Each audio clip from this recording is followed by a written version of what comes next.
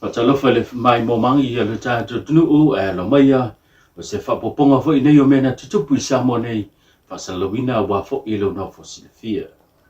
Suia le vaenga whaupu whai wa ave iai le whaatutonga ma le taltonunga o le sui whai pule le tumalo sanga ngalua.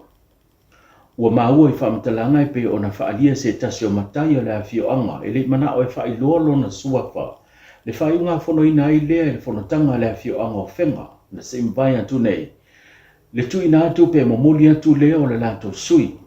Le sunga le ngoa matua ya maulolo ta vita amosa i le vaenga whaupu whai Samoa ua maupopo pa po le Samoa United Party. Le fionga po le sunga le tofu whai pule ya maulolo ta vita amosa o loo ia se eima le na fōa le tumalo sa ngangalua. Sa avea o ia se tasi e lango ina le vaenga whaupu whai e puipuia le ia tau tangata le HRPP. Pe te iane o nisi o pālota sa whaatino ina i tono le mauta whono o le mauta le pālemene o Samoa sa mai tau wina ilona tūlai. Ma lango ina le vaenga whaupu whai leo lo iai le temi nei o loo avea mamalo tausi i lalo te inga le fionga fia mena o mi mata afa. E le fōle sunga maulolo le tūlanga le whapolkiti. Le tele foi lona sau e le ngata le tūlanga le tau ya o onga e whape foi le tele o vaenga sa tau tu ai a o lei whidiwhidia e avea matofi whai pula o le tumalo. O le tumalo leo sa ngangalua leo e fōi ua iai le tasi o tamali i le fionga mawala i vao pepe se yuli. O ia leo le whai masui o le vaenga whau whai e puia le ia tangata le HRPP leo le atau vā mai le tofi whai pule o le tumalo. O le sunga le ngoa matua fo ia Fata Ryan sui o le whaatuatua i le tua sa mōtasi o leo le atau fituli whaatasi ma le sunga maulolo ta vita amosa e sa ili seisi nate u mia le tofi o le tumalo. Ua whailua se whingalo le fionga mau usi osi pue mai o le minister tausi o le matanga duenga o fiso taima e whapea o whainga whaatamu kalasi e le ai se tue no tia ai se vaenga whaaupu whai po se isi sui tau wā na te fia whaonga ina le o unanga le malo le lua a pi po le TV iwa mo le whaalawi loa mo le whainga palota. O se tasi le nei o whapoponga o lana sau noanga e peo na sau noa ai e tusa ma whainga whaatamu kalasi. Wha moe me sure wha inga le fionga i le kamaikai pāle mia ia ma le kapenete tausi. E leo ngō kia po o ka fia foi le 2AP e male TV iwa. E leise kulanga whapenga o ka oko ia ke mingi o lea langa o lo ka kanga pēa ngoa. O ai lava le vaenga whai o ai foi le sui kau wā e fia whao ngā inga le au nanga le 2AP e whapea foi ma le TV iwa. Lea lama e ka kanga le awa ngoa. Ia mao lea lama e so solo lama ia ngā fua e peo ngā lima kai ka inga i foi ia le kako ana leo le 2AP. O le foi ia le kuna fongo e pe foi o ngā whawai mai rewa si sira mai pepa lea. O lea lama lo wha mangingo le mai ei. Ia ngisi foi o kuna fongo ngā whawai inga. I longa mai inga sfukon. O lo wha mangingo mai ei. Ia kulanga ia ma puipuinga mai inga. E lima kai kai ngai. Ma wha ngā solo ai fi au ngā rena. Ane 2AP. Ia whapea foi ma le kaku TV 9. O longa winga la. Mo le sila fia e le mamanu foi o le ku. Ia, e le koe po. Sila fia foi e pe o ngai ei penga ka whailang. Ia ua whesau mai solo e whapea mai waka o fia e le maro kausi. Awa ngoa mo le 2AP. Ia whapea foi ia le TV iwa.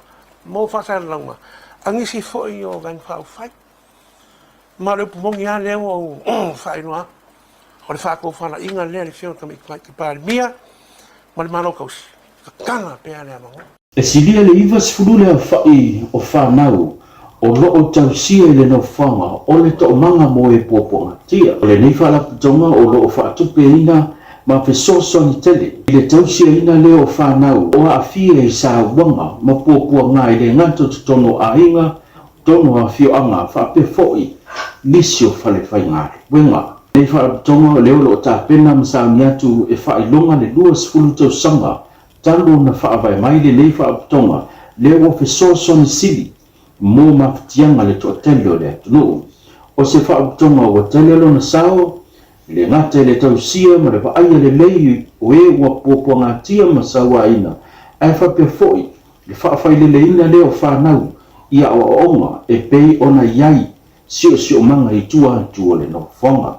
Le toa walu nisi o whanau sa tausia tu tono leno whonga o whaungia ina mua avnoa skolasipi moa tunu mamao e pei o tu tono ni usila. E le ngata o whanau o lo tausia ai whapia foi le i tu pao tina le foi o lo a fia i sa wanga le foi o lo tausia ma wa aia i tu tono leno whonga. Na mo le avanoa pisiringi ai se tasa o whaulungo le foi whaaptonga le sunga pale i. Patu po le iwa sifulu ta mitsi lai shelter le tatou tō manga.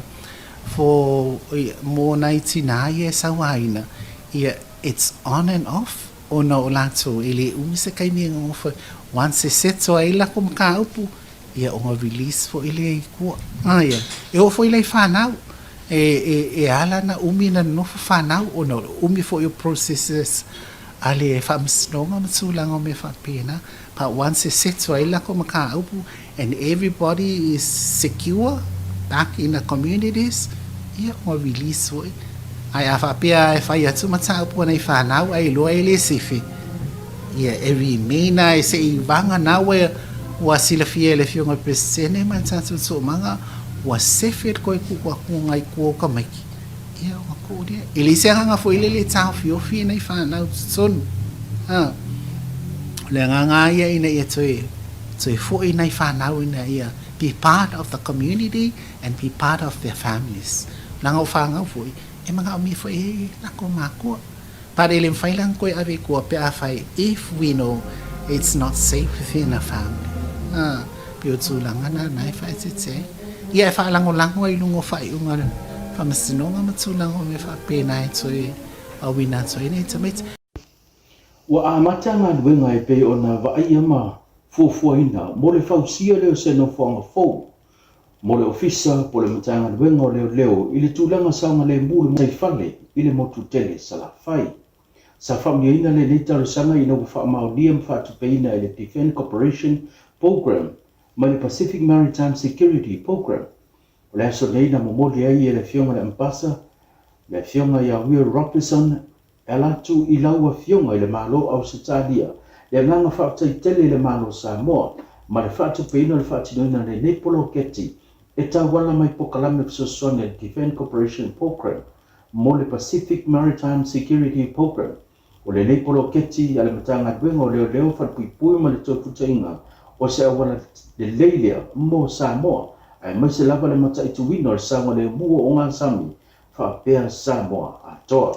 E silia i le wha se furusu i ta alo mai ta alonga hiba, o le atausini o hai Samoa, i ta alonga le whaingoina le South Pacific Mini Games, leo le awhaia i Palau, i le whai unga le masina nei. Na awaia, lona ofisa au tu, ulenga o ta alonga, ale atunuu, le ofisa le Sasno, whapea au ta aloma pulenga, lea na whailoa i atu i le fionga le Minister Tausi, o lo ngafa ma le waaia o le mtanga luenga o ta alonga, mo se saunonga, a o le itu ua e le au ta alo Samoa i le whai unga o le masina nei. Na awaia le suia le malo au se talia o le o lo sosan tele, le whaatu peina o le nei fuafuanga, mai se le tuina atu le malo o le silia le se lau ono sungu whafe e so soani lea.